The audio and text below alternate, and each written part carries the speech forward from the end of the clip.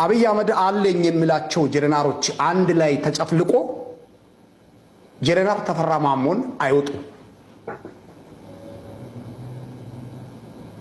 ይሄንን ነገር ሲናገር በራሴና በሚዲያዬ ኃላፊነት ወስጄ ነው። የተፈራ ማሞን ብቃትና ወታደራዊ አስተላለፉን አቋሙን የኮማንዶ ሰልጣኝ መሆኑን የሽምቅ ተዋጊ አዛዥ መሆኑን የሰው ኃይል አጠቃቀም በብቃት የተመሰከረለት መሆኑን እሱም በተግባር ያሳየው ካርታን ከመሬት ጋር አዋህዶ ማዋጋት የሚችል መሆኑንና የሰው ኃይል አጠቃቀም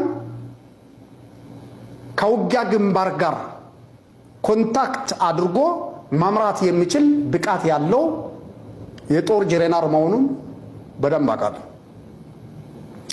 ይሄንን ከላይ የዘረዘርኩላችሁን መስፈርት አሁን ብልጽግና ውስጥ የኢትዮጵያ ብሔራዊ ጦር እንመራለን ከሚሉት ጀነራሎች አንዱንም አናገኝም። ይሄንን ስንል ስለማትወዳቸው ነው፣ ስም እያጠፋ ነው እንዳትሉ።